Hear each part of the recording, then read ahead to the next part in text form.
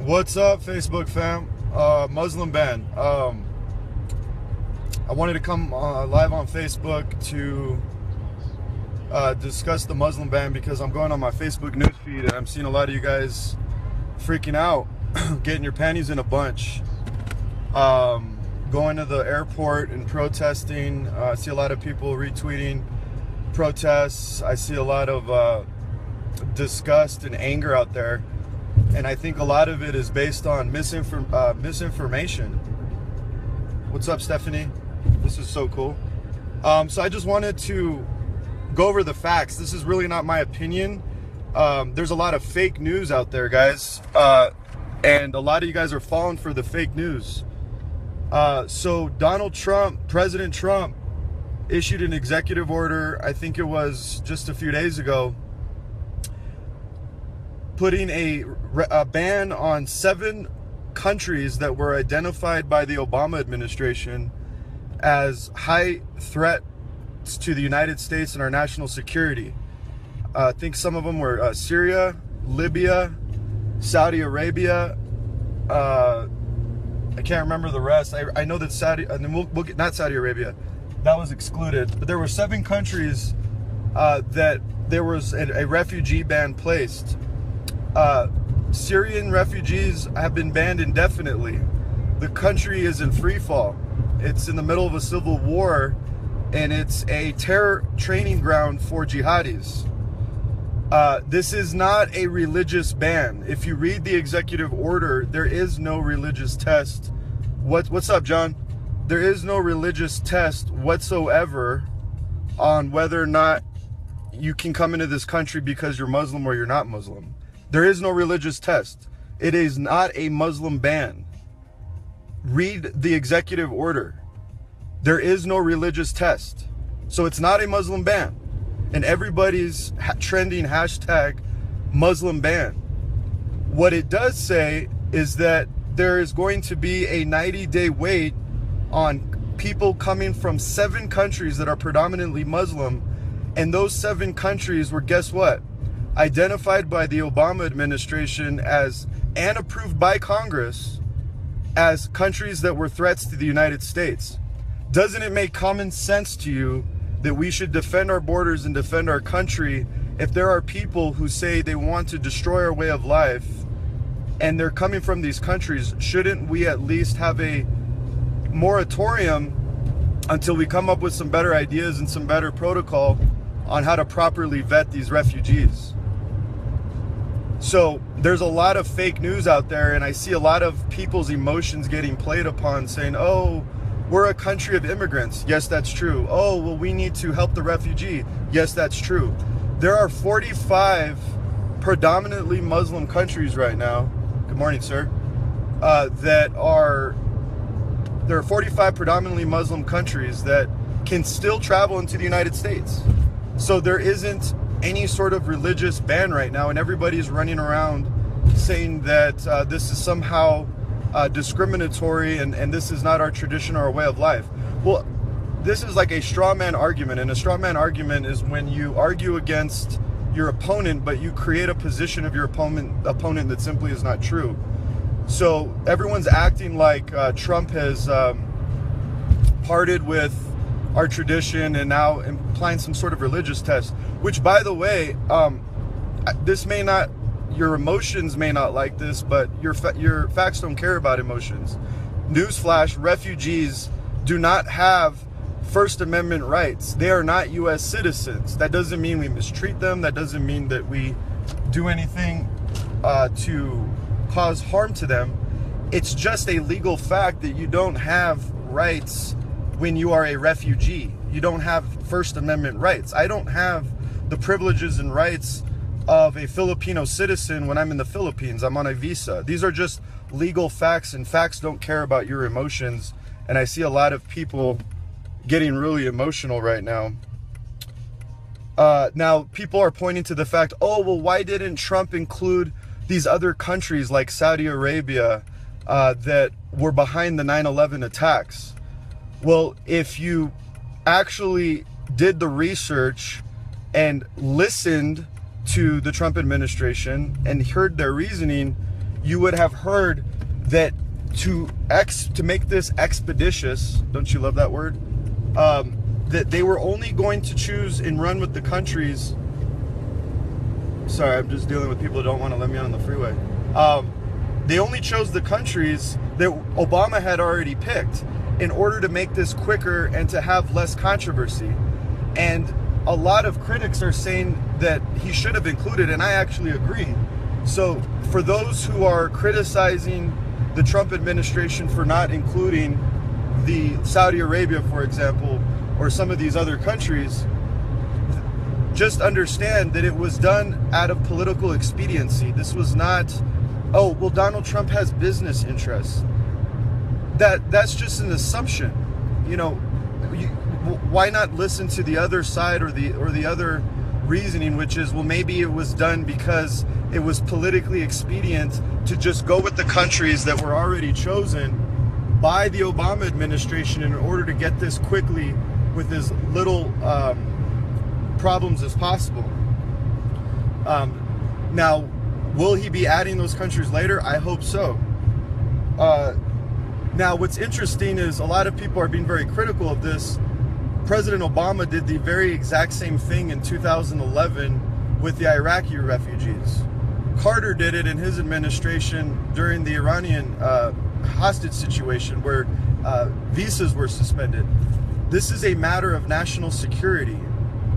One of the very few responsibilities of the federal government is to protect our borders and to protect our national security. And whether you love Trump or hate Trump, he's actually doing his job.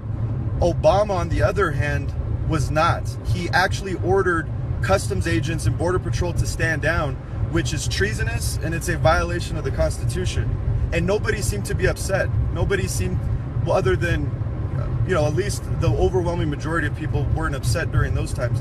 So I see a lot of hypocrisy with people out there that are being very critical. I just feel like people are just choosing to be partisan and not really interested in dealing with facts. I'm not a Trump supporter. I'd never supported Trump throughout the entire campaign. I actually was opposed to him. I think he was very underqualified. But what I am not is partisan, and I like dealing in the realm of facts. And it appears that a lot of you guys on Facebook and the 17 people that unfriended me like to deal in the realm of emotions. Well, here's why I get fired up about this. The political elite and the establishment are playing on your emotions, and they're using you to destroy this republic. Allow me to explain. Notice how there's been a protest every single day since Trump's took office. We're what, in day 8, 9? I don't know. We got 4 years ahead of us. This is obstruction. George Soros and the political elite are looking to stir all you guys up into a fury to get people out on the streets and create a political climate so bad that you're going to beg for this national security state to come down on you hard and bring in the militarized police force. And this country will never look the same again. And you know whose fault it's going to be? It's going to be your fault if you guys are the ones out there screaming at the top of your heads and obstructing this president. We should have been obstructing President Obama for all the illegalities, but nobody wanted to be constitutional at that time.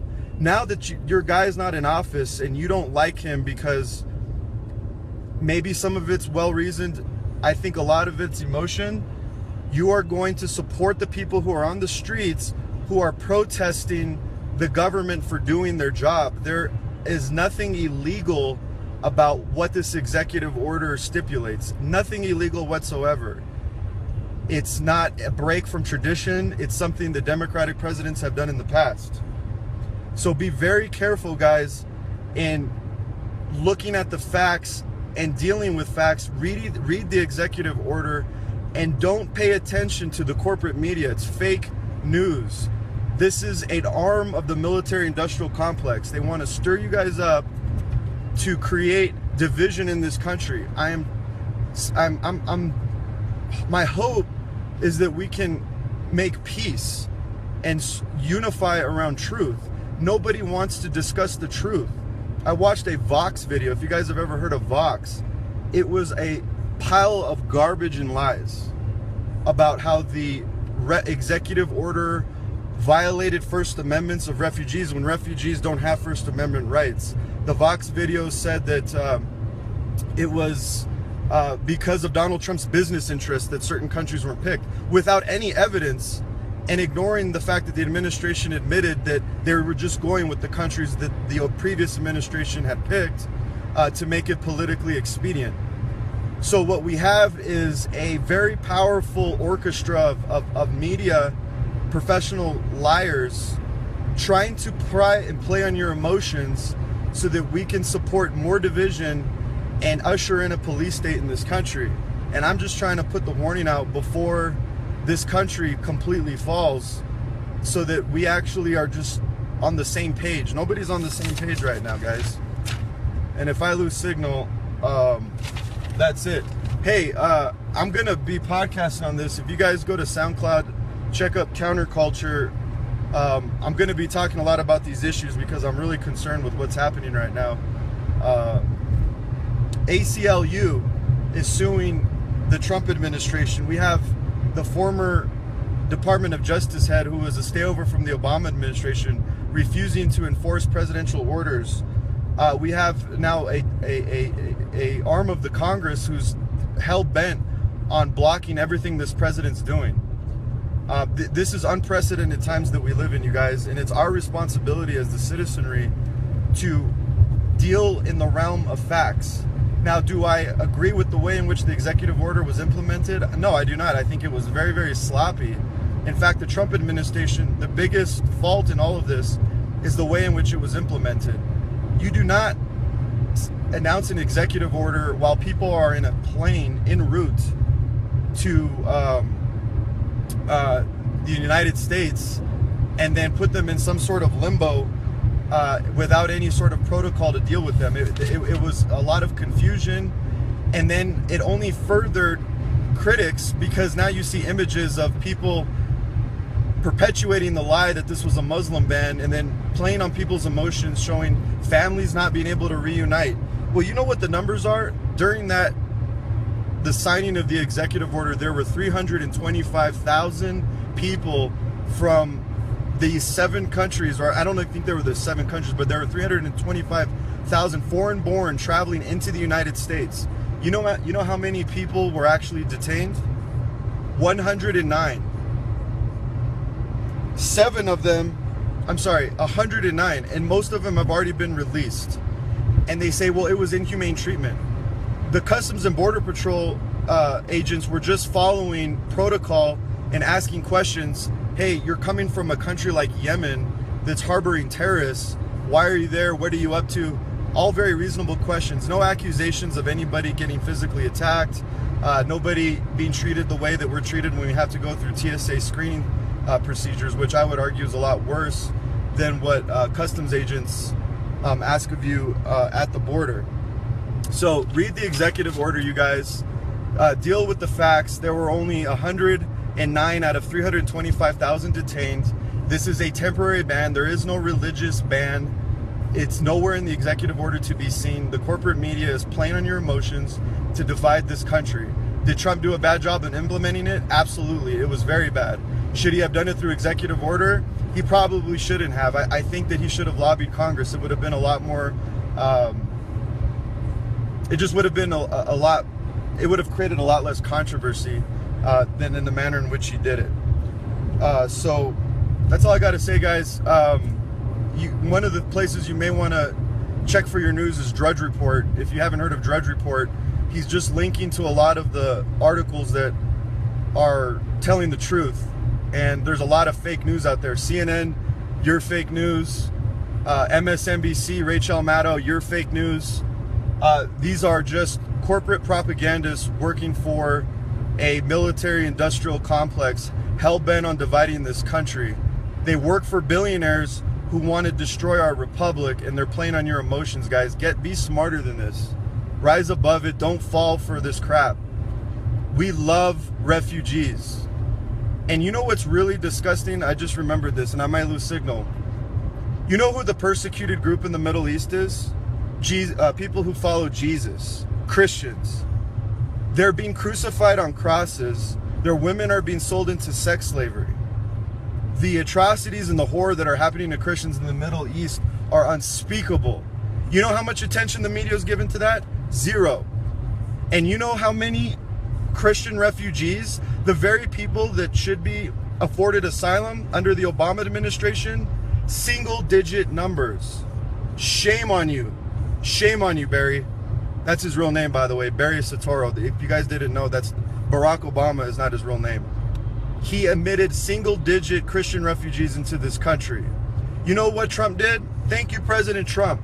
He's giving priority, not to Christians, but he said to minority groups who are persecuted in their home countries, which is perfectly in line with the refugee laws that are currently in place.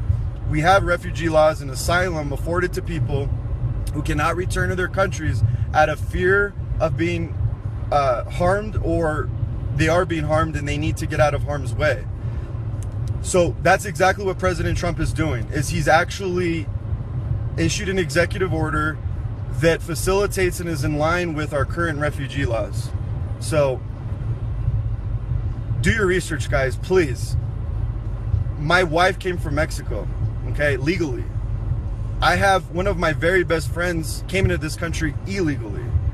I don't have a dog in this fight. I'm not being led by emotions. I sympathize with people. I don't have hatred towards Muslim people. What I do remember is San Bernardino. What I do remember is Paris. What I do remember are these jihadis who admitted, and we've seen reports from the DHS saying that jihadis are going to pretend to be refugees and infiltrate our country to commit acts of terror. So we obviously need a better vetting process, and this is a good start. Was it implemented horribly? Absolutely. Criticize him for that. But if you're going to obstruct the president because he's not your guy, you're playing perfectly into the hands of the political elite. That's all I got to say, guys. I got to go to work. Peace out.